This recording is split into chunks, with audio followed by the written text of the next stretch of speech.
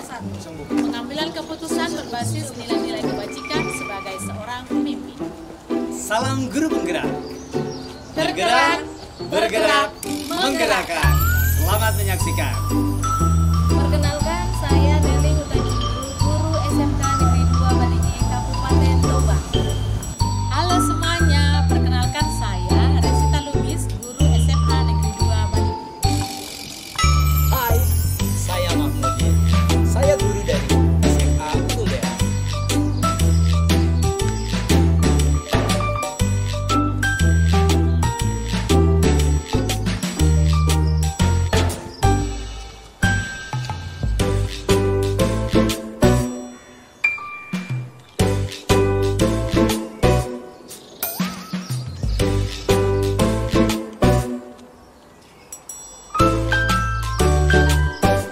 Selamat siang Pak, kami di sini ingin menanyakan sekaitan dengan tugas yang ada di dalam pendidikan guru penggerak yang sedang kami ikuti. Nah, saat ini ada beberapa pertanyaan yang akan kami ajukan. Nah, yang pertama ini Pak, selama ini bagaimana Bapak dapat mengidentifikasi kasus-kasus yang merupakan dilema etika atau bujukan moral yang ada pada instansi Bapak? Baik, untuk kasus-kasus yang melibatkan dilema etika dan bujukan moral, ya tentunya kita harus bandingkan dulu ya, atau identifikasi terhadap nilai-nilai kebajikan universal. Jadi tentu kalau dia bujukan moral tentu udah gampang sekali dilihat kan, ketika langsung benar atau salah. Nah, itu. Namun ketika dia dilema etika yang agak sulit kita membedakannya mana yang benar, karena kedua-duanya benar, tapi tetap kita harus mencari solusi pemecahan yang benar-benar benar lah, paling benar atau gitu. Jadi itu tetap sangat butuh waktu, juga butuh ya konsentrasi untuk bisa memilih atau memilah mana yang dilematika yang paling benar, seperti itu. Kemudian pertanyaan berikutnya, bagaimana Bapak menjalankan pengambilan keputusan di sekolah, terutama untuk kasus-kasus di mana ada dua kepentingan yang sama-sama benar atau sama-sama mengandung nilai kebajikan? Jadi kalau seperti itu kondisinya, ada dua yang harus kita pilih, dan salah satu yang dua-duanya benar sebenarnya kan, tetap kita harus menggunakan ya cara-cara yang yang baik ya. Kalau kita belajar dulu, saya dulu belajar di guru penggerak itu ada pola 4-3-3 katanya kan, ada 4 paradigma, 3 prinsip dan 3 unsur yang harus kita jadikan bahan pertimbangan. Nah, tapi yang paling awal yang selalu saya lakukan, saya lihat dulu permasalahannya apa, kemudian siapa yang bermasalah ini. Nah, dari situ baru kita melangkah mengidentifikasi data-data bagaimana kenapa terjadi masalah, dan mungkin bisa dari sana dapat kita ambil juga boleh dikatakan hipotesa ya, siapa yang salah, siapa yang benar kira-kira, walaupun itu belum menjadi dasar untuk mengambil keputusan, tetap harus kita lakukan pengujian begitu kira-kira Bu. Tetapi tetap melihat skala prioritas gitu ya Pak ya, dan prioritas. juga tetap memegang teguh yaitu prinsip kebijakan kebajikan tadi ya Pak ya. Nah, pertanyaan ketiga ini Pak, langkah-langkah atau prosedur apa yang biasanya Bapak lakukan selama ini di dalam pengambilan keputusan? Ya, terima kasih Bu. Yang pertama kan itu tadi yang saya bilang, ya saya lihat dulu yang bermasalah ini siapa. Mungkin saja kan yang bermasalah ini adalah antara guru dengan siswa, bisa juga dengan guru dengan guru, atau orang tua dengan guru. Ya itu tergantung siapalah yang bermasalah. Jadi kita tetap melihat itu, kita kenali dulu, kemudian baru kita melihat apa yang dipermasalahkan. Kalau kita mengambil kebijakan, untuk kita lihat masalahnya apa, berat tidak masalahnya, atau cuman kesalahpahaman. atau cuma salah komunikasi saja, ya. Nah itu jadi kan kita harus tentukan atau mengamati, mengenali salah nggak dia dengan nilai-nilai yang kita pahami. Mungkin ada aturan-aturan yang harus diikuti, ada kode-kode etik yang harus diikuti, ya tentu itu harus kita pelajari juga permasalahan. Kemudian ya data-datanya lah, kronologi permasalahan itu bagaimana, ya kenapa terjadi demikian. Tentu kita harus punya data-data untuk melihat atau mengambil keputusan nanti pada akhirnya. Nah setelah kita dapatkan data-data, barulah ya kita mempertimbangkan atau menguji benar atau salah kedua belah pihak, satu pihak yang bermasalah ini. Bisa saja kita benar nggak si guru, benar nggak siswanya, atau orang tua tadi, siapa yang bersalah itu kita uji permasalahannya gitu. Nah kemudian tadi kita melibatkan konsep 433 tadi, paradigma. Jadi biasanya yang kita ambil ya paradigma itu kita lihat mana yang paling artinya cocok untuk permasalahan itu, karena nggak semua ada 4 paradigma itu yang bisa kita terapkan untuk memecahkan masalah. Ya ada mungkin individu, kalau tadi siswa lawan guru, mungkin individu lawan individu, ya mungkin juga individu lawan masyarakat. Ini kan ya, jadi kita lihat kemudian prinsip-prinsipnya. Ya biasanya sih mengambil ya prinsip bagaimana lah rasa peduli, itu aja ya. Kita nggak bisa memaksakan semua harus berdasarkan aturan, semua harus berdasarkan tata tertib yang ada, karena di lapangan itu masalah nggak bisa kita pastikan harus sesuai dengan aturan. Memecahkan masalah harus sesuai dengan, karena bisa saja kita terapkan sesuai dengan aturan menjadi permasalahan baru sebenarnya. Jadi kita selalu berprinsip ya bagaimana menjelaskan ini hasil akhirnya baik lah gitu. Ya, hasil akhirnya baik sehingga tidak ada terjadi masalah-masalah yang, dan mungkin saja di dalam mengambil menguji itu tadi terhadap 433 itu ya, paradigma, prinsip dan unsur itu tadi, bisa ada opsi yang lain selain semuanya itu. Ya, opsi pilihan lainnya, artinya pemecahan lain yang bisa kita dapatkan. Nah, dari situ lalu ya baru dari situ setelah kita dapatkan data yang kuat, kemudian hasil pengujian yang benar, ya barulah kita ambil keputusan. Setelah itu baru kita lihat apakah keputusan itu sudah benar. Belum tentu juga. Jadi tetap harus kita uji, kita refleksi lagi kembali. Kira-kira seperti itu. Iya, pertanyaan keempat, hal-hal apa ini Pak yang selama ini Bapak anggap efektif di dalam pengambilan keputusan pada kasus-kasus dilema etika yang dihadapi di sekolah atau di instansi yang Bapak pimpin? Ya, hal-hal yang efektif ya biasanya kita menggunakan prinsip-prinsip. Ya, jadi prinsip mana yang mau kita gunakan gitu. Ya, walaupun kalau ada 3 prinsip yang harus kita gunakan dalam ini, kita banding-bandingkan, ya tetap bagaimana hasil akhirnya itu baik, itu saja. Ya, basis nilai akhir. Iya, basis nilai akhir, bagaimana kondisinya tetap baik, walaupun kadang-kadang ya nggak sepenuhnya itu nggak sesuai dengan keinginan kita juga. Gitu. Ya, nggak sesuai dengan keinginan kita juga. Jadi dalam mengambil keputusan supaya tidak ada lagi permasalahan lanjutan, kira-kira cukup berbasis hasil akhir lah. Iya, mencari mana yang terbaik ya, ya dari yang baik yang sudah ada pilihan-pilihan, mencari yang lebih baik gitu Pak. Hal apa saja yang selama ini merupakan tantangan yang Bapak hadapi di dalam pengambilan keputusan pada kasus-kasus dilema etika?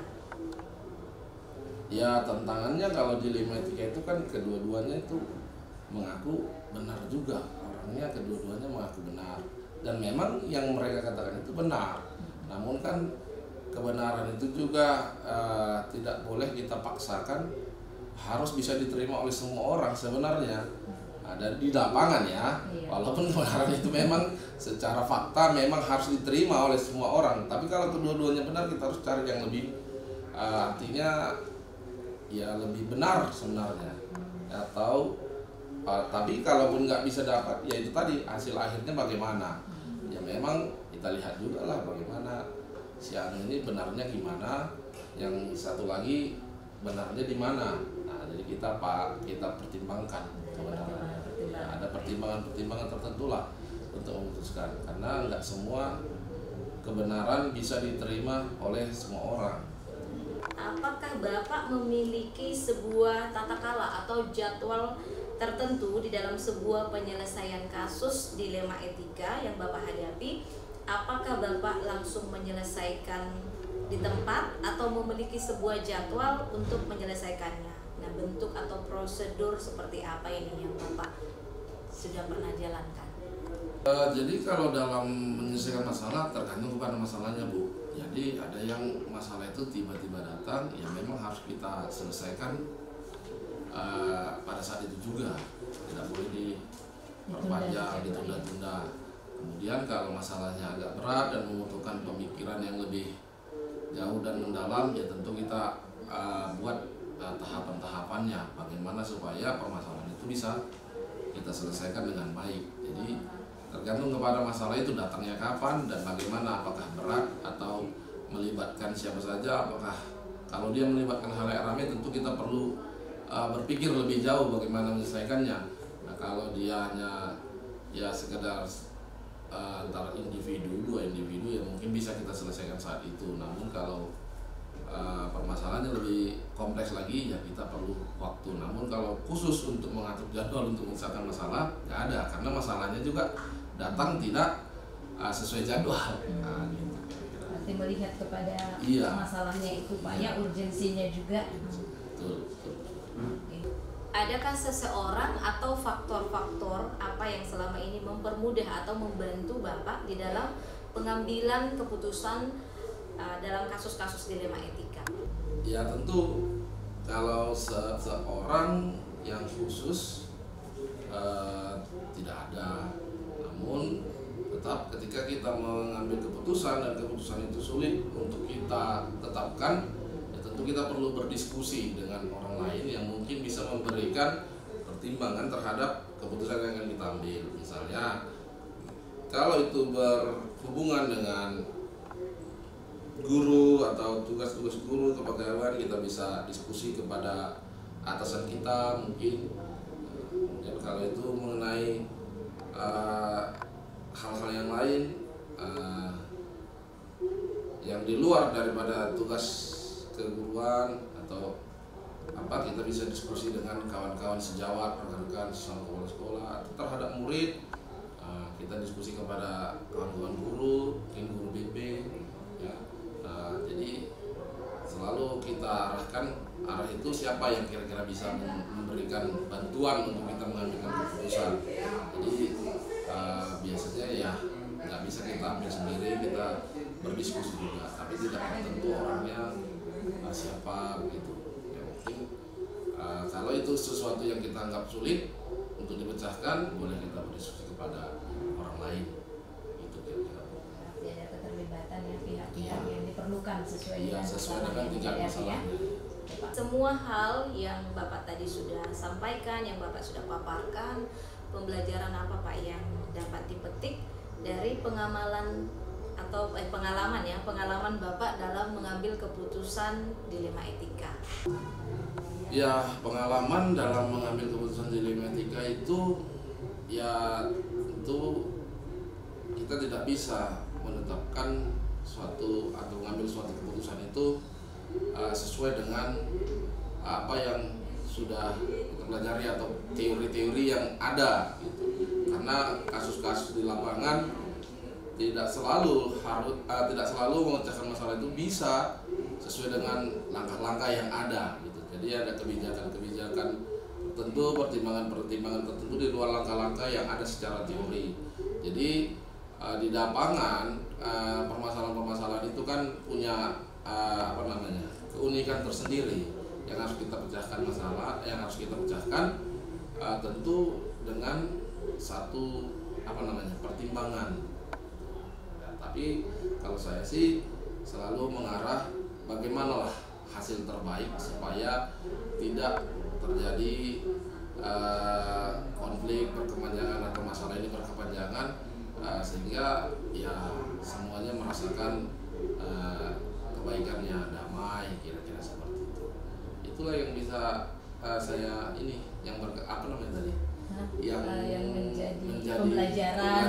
Ya. Jadi pembelajarannya itu tidak semua masalah bisa dipecahkan secara urutan teori-teori. Ada hal-hal tertentu yang harus kita pertimbangkan di luar daripada itu. Tapi yang pasti Pak, meminimalisir resiko, Iya. kemudian keberpihakan kepada Betul. murid dan Ya. juga nilai-nilai kebajikan. Unsur-unsur tadi pasti ya, kalau dia murid ya tentu harus keputusan itu selalu berpihak kepada murid. Iya. Oke. Terima kasih Pak buat waktu dan kesempatan yang sudah Bapak berikan, meluangkan waktu kepada kami untuk dapat menanyakan sekaitan dengan pengalaman-pengalaman Bapak di dalam kasus atau pengambilan keputusan yang ada di instansi Bapak ini. Sekali lagi kami mengucapkan terima kasih.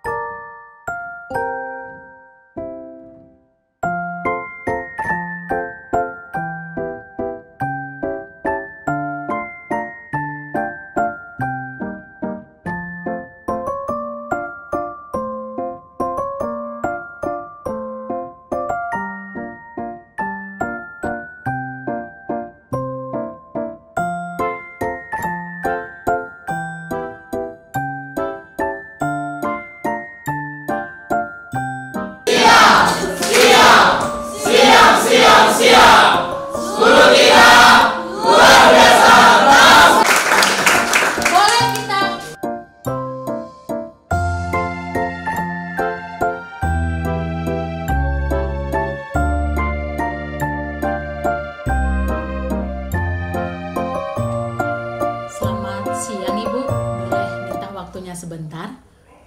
Oke, terima kasih Ibu. Apa kabar? Boleh saya tahu gimana kondisi Ibu saat ini? Udah sehat ya Bu ya? Saya dengar beberapa waktu kemarin Ibu baru pulang dari rumah sakit. Semoga Ibu semakin sehat. Ini Bu, saya mau ajak Ibu untuk ngobrol-ngobrol sebentar terkait dengan tugas saya selaku calon guru penggerak. Sesuai dengan tuntutan tugas kami di LMS, ada waktu kami diminta untuk wawancara kepala sekolah. Boleh ya Bu minta waktunya? Ini Bu, yang pertama,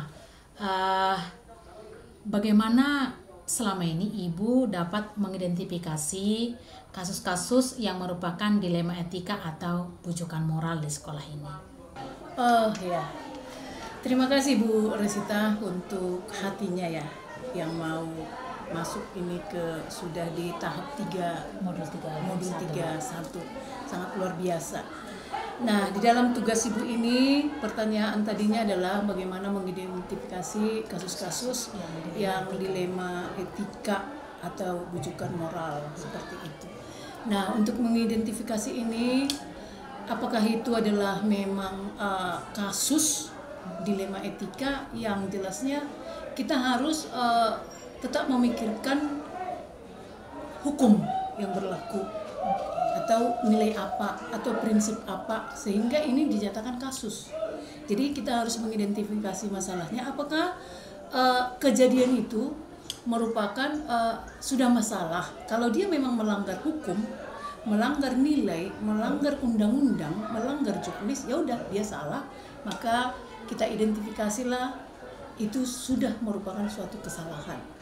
Nah, jadi pada prinsipnya kita harus kepada undang-undang atau hukum yang berlaku untuk mengidentifikasi suatu masalah. Baik. Mana Ibu selama ini menjalankan pengambilan keputusan di sekolah ini Bu? Terutama untuk kasus-kasus di mana ada dua kepentingan yang sama-sama benar atau sama-sama mengandung nilai kebajikan. Yang pertama, kalau kita di dalam mengambil keputusan ini, kita harus mencari informasi dulu. Informasi yang benar, bagaimana faktanya, bagaimana kejadiannya, dan diskusi dengan orang-orang sekitar. Nah, itu dulu kalau kita mau mengambil keputusan.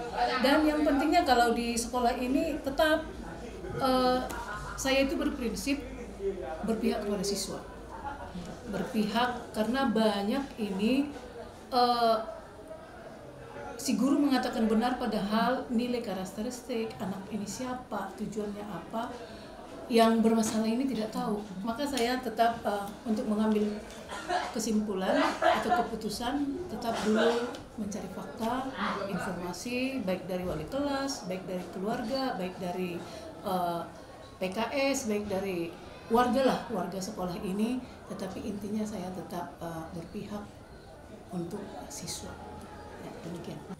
Langkah-langkah apa yang biasanya Ibu gunakan atau prosedur seperti apa yang biasa Ibu lakukan selama ini di sekolah dalam mengambil keputusan? Yang pertama, langkah yang kita ambil itu apa penyebab masalahnya. Udah, apa penyebab sehingga masalah ini terjadi. Nah, kemudian tetap juga langkah yang kita ambil ya menentukan jadwal diskusi dulu antara yang pertama kalau saya lakukan di sini kan dengan wali kelas. Karena pada prinsipnya bagi saya yang mengetahui anaknya adalah wali kelas. Maka saya diskusi dulu kepada wali kelas. Itu langkah yang pertama. Kemudian sering saya lakukan di sini sebenarnya sebelum wali kelas bicara dulu dengan siswa dari hati ke hati dan menganggap bahwa saya itu adalah orang tuanya. Nah, jadi segala rahasia anak, segala apapun yang anak rasakan semuanya tertuang kepada saya. Karena bagi saya hanya yang jujur adalah anak. Nah, jadi dengan itu bagaimanapun situasi saya, informasi saya, segala sesuatunya, kalau anak sudah jujur, maka saya rasa keputusan yang saya ambil akan bijaksana. Karena tetap saya berfokus kepada anak. Hal-hal apa Bu yang selama ini Ibu anggap efektif dalam mengambil keputusan pada kasus-kasus dilema etika? Yang pertama, yang hal-hal yang perlu ya melibatkan siapa yang terlibat di dalam permasalahan itu, dalam kasus itu. Nah, bagaimana pendapat yang satu, bagaimana pendapat yang lain, tidak boleh dalam mengambil suatu keputusan itu hanya diri kita. Tetapi yang melibatkan siapa penyebab dari ini semua dan mengambil, kalau tidak bisa kita selesaikan, paling tidak mengambil, meminta dari siapa yang lebih pengalaman dari kita. Nah, tetap kita minta bantuan kalau dengan sudah berdiskusi, dengan terlibat dengan beberapa di dalamnya, pasti keputusannya sudah lebih baik. Hal-hal apa yang selama ini menurut Ibu ada tantangan dalam mengambil keputusan pada kasus-kasus dilema etika? Tantangannya kadang yang salah dikatakan benar karena tidak tahu aturan yang benar. Itulah tantangannya. Jadi kadang menyakitkan kalau sudah seseorang tidak tahu aturan tetapi dia tetap merasa benar. Jadi akibat merasa benar kedua belah pihak ini merasa benar, merasa yang dilakukannya sudah benar, itu karena apa? Karena tidak tahu juknisnya, aturannya, hukumnya, tidak tahu. Maka itulah tantangannya. Tetapi itu akan lebih mudah kalau kita sudah menunjukkan ya juknisnya, aturannya yang benar. Nah, jadi supaya apapun yang kita lakukan, mau benar pun si A, mau benar si B, kalau sudah aturan yang kita tunjukkan, saya rasa semuanya akan bahagia, akan aman, tidak ada yang tersakiti, tidak ada, karena suatu juknis, aturan itu sudah berkumpul 10-20 orang untuk memutuskan itu. Nah, demikian. Sudah berdasar begitu. Iya, ini Bu, pastilah ada jadwal-jadwal tertentu Ibu dalam menyelesaikan masalah. Apakah itu misalnya kalau ada masalah atau kasus, apakah Ibu langsung segera menyelesaikan di tempat, atau memiliki jadwal untuk menyelesaikannya dengan bentuk atau prosedur atau mekanisme yang seperti apa? Biasanya pengalaman Ibu seperti apa? Misalnya, haruskah terjadi kasus hari ini langsung selesai, atau cari metode atau waktu yang lain? Jadi ada kadang permasalahan ini tidak rumit. Ada kadang permasalahan ini hanya dengan pikiran kita pun selesai. Maka pada saat itu ya itu diselesaikan gitu. Nah, tetapi ada kalanya permasalahan ini harus terjadwal. Nah, misal harus pemecatan siswa, pengeluaran siswa di sekolah ini kan ada juga kita lakukan studi kasus. maka semua harus terjadwal, mulai dari pemanggilan wali kelas, pemanggilan duduk bersama dengan tim wakil kepala sekolah, lanjutkan dengan orang tua, kemudian dibawakan ke rapat komite, kan seperti ke rapat dewan guru.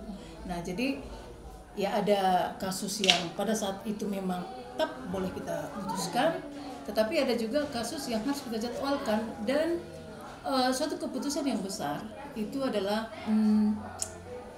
karena sekolah itu bukan milik pribadi, adalah milik masyarakat. Jadi tetap keputusan warga sekolah adalah keputusan yang terbaik. Nah, demikian. Jadi ada kalanya terjadwal, yang harus kita putuskan itu keputusan itu 1 bulan dengan jangankan itu dulu, misalkan perencanaan komite juga kita harus punya jadwal, mulai dari pembina sampai ke dewan guru sampai ini kan seperti itu. Jadi itu kalau dalam hal mengambil, karena keputusan ini kan adalah termasuk kebijakan juga. Adakah seseorang atau faktor-faktor apa yang selama ini mempermudah atau membantu Ibu dalam mengambil keputusan dalam kasus-kasus dilema etika di sekolah ini? Ya iyalah pasti, karena di sekolah kita ini kan ada tupoksi masing-masing. Ada BP, ada wali kelas, ada wakil kepala sekolah, ada kepala sekolah. Nah, jadi dalam mengambil keputusan ini pasti adalah melihat kasusnya, kan gitu. Kalau kasusnya di dalam hal karakter, ya kita ke BP, itu akan mempermudah kita. Jadi, dan di sekolah kita ini saya buat manajemen, kalau sebelum masalah itu harus merupakan suatu kebijakan, masih ada tim wakil kepala sekolah, wali kelas yang menyelesaikannya. Jadi sehingga mempermudah pekerjaan. Jadi tidak semuanya permasalahan ini langsung ke kepala sekolah. Itulah yang mempermudah. Makanya sebesar ini sekolah tidak sulit untuk menyelesaikan masalah, karena kita membentuk tim, dan tim itulah orang-orang terdekat itu kan, seperti itu. Dari semua hal yang telah Ibu sampaikan, pembelajaran apa yang dapat Ibu petik dari pengalaman Ibu dalam mengambil keputusan kasus-kasus dilema etika? Banyak hal. Ini hampir 1,5 tahun di sini. Awalnya tidak di sekolah ini dulu ya, maka pengambil keputusan tertinggi kemarin di sekolah lama adalah saya.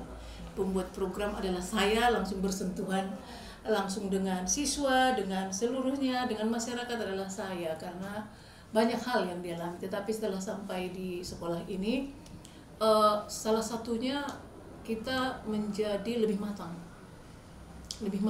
di dalam mengambil keputusan, dan harus mempunyai jeda dulu, harus mengambil jeda waktu dulu.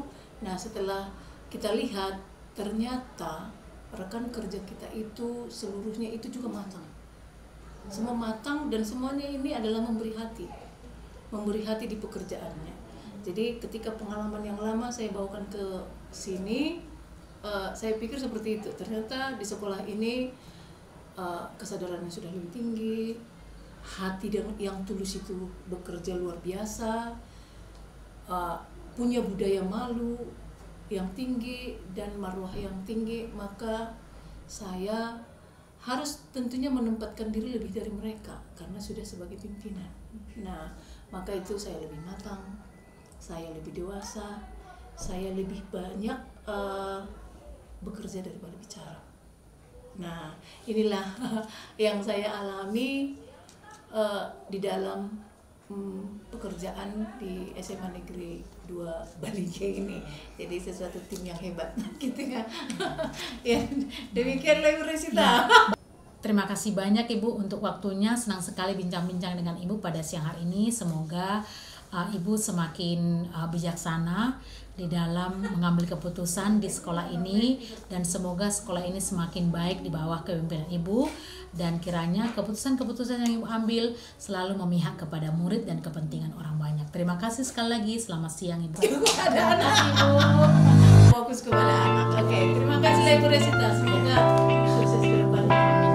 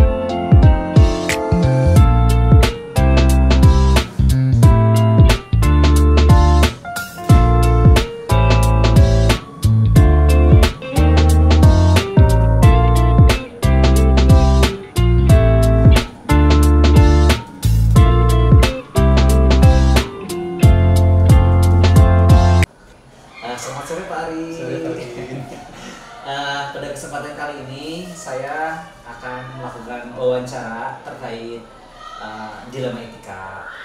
Nah, mungkin pertanyaan pertama Pak, selama ini bagaimana Bapak dapat mengidentifikasi kasus-kasus yang merupakan dilema etika atau bujukan moral di tempat bekerja Bapak? Oke, terima kasih Pak Budin. Yang saya tahu memang dilema etika dan bujukan moral itu dua hal yang berbeda ya. Jadi bisa dibedakan dari nilai-nilai yang mungkin bertentangan. Kalau misalkan dilema etika itu kan nilai benar versus benar. Yes. Jadi dua-duanya benar, kita memilih nih mana yang akan kita ambil sebagai keputusan. Tapi kalau bujukan moral kan benar versus salah, jelas kita akan milih yang benar gitu kan. Itu mungkin Pak. Iya. Baik Pak, pertanyaan selanjutnya, selama ini bagaimana Bapak menjalankan pengambilan keputusan di sekolah Bapak, terutama untuk kasus-kasus di mana ada dua kepentingan yang sama-sama benar atau sama-sama mengandung nilai kebajikan? Oke, kalau dua-duanya benar, mungkin bisa dilihat dari nilai mana yang mungkin kebermanfaatannya lebih besar ya, karena segala keputusan tentu harus diambil berdasarkan berpusat pada murid. Jadi semuanya tentu harus kembali ke murid, kebutuhan murid. Jadi lihat nilai mana yang sekiranya lebih bermanfaat bagi banyak murid dan lebih bermanfaat untuk jangka waktu yang lebih panjang. Baik Pak, pertanyaan selanjutnya, langkah-langkah atau prosedur seperti apa yang biasa Bapak lakukan selama ini? Oke, kalau langkah-langkah pengambilan keputusan biasanya ada beberapa step yang ditempuh ya. Yang pertama mungkin identifikasi dulu nilai-nilai yang bertentangan itu. Kita harus lihat apa yang berlawanan dengan apa, nilai-nilai benar itu. Kemudian kita harus identifikasi pihak-pihak apa saja nih yang terlibat, siapa aja yang terlibat pihak-pihaknya. Apakah hanya siswa dengan siswa dengan guru atau yang lainnya. Kemudian baru kita kumpulkan fakta-faktanya. Jadi fakta apa saja yang mungkin relevan dengan pengambilan keputusan nantinya. Kemudian kita juga harus uji paradigma. Ya, kan sebenarnya yang setelah saya pelajari sebenarnya itu sebenarnya ada 4 paradigma ya.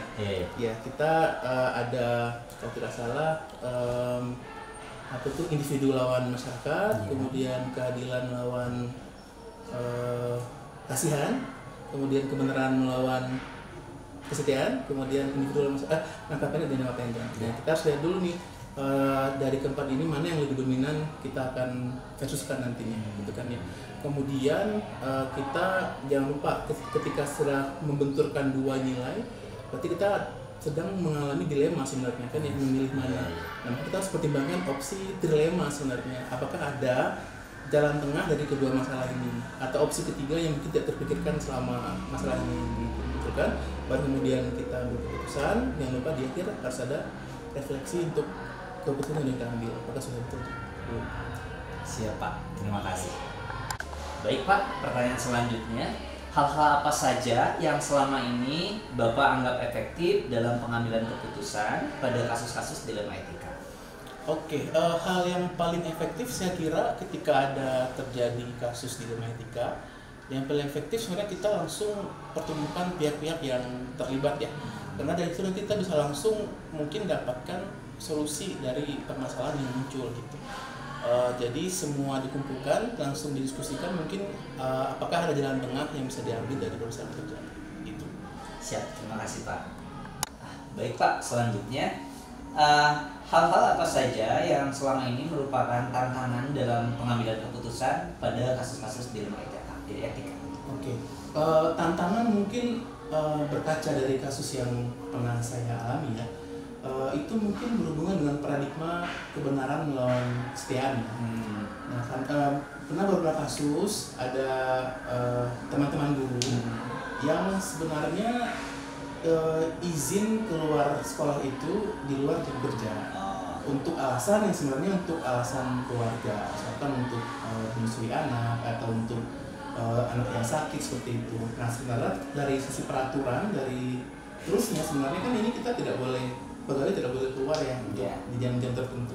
Padahal di sisi lain kita juga harus mempertimbangkan sisi kemanusiaannya seperti itu ya. Jadi kadang hal-hal seperti itu yang membuat pengambilan keputusan itu lebih menantang gitu. Kita mau pilih yang mana, memilih aturan yang jelas atau untuk sistem itu. Siap. Ya, terima kasih Pak. Pertanyaan selanjutnya Pak, apakah Bapak memiliki sebuah tata cara atau jadwal tertentu dalam sebuah penyelesaian kasus dilema etika? Nah, apakah Bapak langsung menyelesaikan di tempat atau Bapak memiliki sebuah jadwal untuk menyelesaikannya? Bentuk atau prosedur seperti apa yang biasanya Bapak jalankan? Oke, kalau pertanyaan ini jawabannya tergantung dengan seberapa serius mungkin atau tergantung kasusnya lah. Jadi dari beberapa kasus yang mungkin terjadi, dilihat dulu apakah memang bisa langsung diselesaikan pada saat itu juga, atau memang membutuhkan banyak pihak untuk berkumpul di waktu tertentu, di waktu tertentu seperti itu. Jadi kalau memang pada dasarnya ini masalahnya harus melibatkan banyak orang, tentu kita harus meluangkan waktu, menyusun waktu tertentu untuk bersama-sama mencari masalah ini. Jadi tergantung ya Tergantung Pak, ya, tergantung seperti kasusnya. apa masalahnya, Iya. urgensinya ya Pak ya. Urgensinya. Selanjutnya Pak, adakah seseorang atau faktor-faktor apa yang selama ini mempermudah atau membantu Bapak dalam pengambilan keputusan dalam kasus-kasus dilema etika? Oke, kalau pertanyaan barusan, syukurnya kalau di sini sekolah kita memiliki dewan guru, teman-teman guru yang suportif ya. Jadi ketika ada suatu masalah atau suatu dilema etika itu bisa dibicarakan bersama-sama untuk kemudian mendapatkan solusi bersama-sama, dan juga tergantung ininya mungkin ya, tergantung kasusnya. Kalau memang kasusnya ringan bisa saya selesaikan sendiri, berarti saya tidak butuh bantuan dari teman-teman mungkin. Tapi kalau misalkan memang masalah serius, syukurnya di sini iklim kerjanya sangat suportif. Jadi teman-teman guru maupun staf yang lainnya bisa saling membantu untuk menyelesaikan masalah. Siap. Baik Pak, pertanyaan terakhir. Dari semua hal yang telah disampaikan, pembelajaran apa yang dapat Bapak petik dari pengalaman Bapak mengambil keputusan dilema etika? Oke, pembelajaran yang mungkin dapat saya petik ya, Pak Udin. Jadi karena memang pada dasarnya ini adalah nilai benar versus benar, jadi sebenarnya yang harus benar-benar dipikirkan itu adalah pengambilan keputusannya harus ditimbang secara matang dan sangat matang, supaya nanti keputusan diambil itu tidak terlalu seolah-olah tidak merugikan pilihan lainnya. Artinya meskipun pilihan itu adalah pilihan yang benar pada dasarnya, tapi belum berarti kan pilihan yang dipilih ini bisa merupakan solusi yang bisa membahagiakan semua pihak. Jadi sebenarnya ya memang harus benar-benar dipertimbangkan pemilihan keputusannya itu. Dan lagi juga harus selalu berpihak kepada murid. Jangan selalu dengan murid. Baik Pak Ari, terima kasih atas waktunya. Mudah-mudahan hasil wawancara ini bisa menjadi pelajaran juga buat Bapak Ari dalam memutuskan keputusan-keputusan kedepannya, utamanya yang berhubungan dengan dilema etika di tempat Bapak bekerja, dan mudah-mudahan juga apa yang barusan saya dapat dari Bapak bisa menjadi pembelajaran buat saya. Mana tahu nanti ada hal-hal yang berhubungan dengan dilema etika yang terjadi dengan saya. Terima kasih Pak, selamat melanjutkan aktivitasnya. Sama-sama Pak Udin. Iya.